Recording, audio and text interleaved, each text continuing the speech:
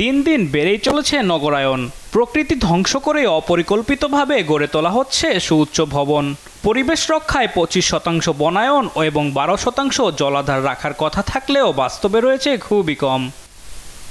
বৃহস্পতিবার Bangladesh institute of international and strategic studies আয়োজিত making সিটিজ sustainable শীর্ষক সেমিনারে টেকসই নগরায়নের নানা দিক তুলে ধরেন বিশেষজ্ঞরা।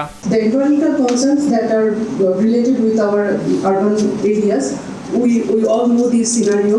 These concerns includes filling up of water bodies, reduced open spaces. Very important problems in the divisional cities of Bangladesh and particularly on the capital Dhaka. Dhaka শহরে এখনো 95% ঘরবাড়ি অনুমোদনহীন জানিয়ে গণপূর্তমন্ত্রী বলেন, অপরিকল্পিত ও অনুমোদনহীন নগরায়নে ঝুঁকি বাড়ছে। ঢাকা শহরের আমার জানা ছিল না, আমি হাউজিং মিনিস্টার হলেও আমি জানি না যে ঢাকা শহরের প্রায় 95% বাড়ি ঘর অনুমোদনবিহীন। 95% একটা শহরে যদি 95% আনঅথরাইজড বিল্ডিং থাকে, তো সেখানে আপনি কিভাবে আপনার অথরাইজড বিল্ডিং করবেন? ওইটা করেন আপনারা।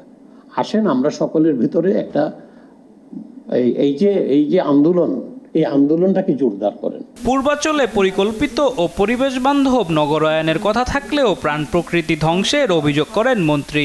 পূর্বাঞ্চলে কি এত বড় যে আমরা যে একটা উপশহর করেছি, কথাটা ঠিক হয়েছে? ঠিক হয়েছে কিনা বলেন।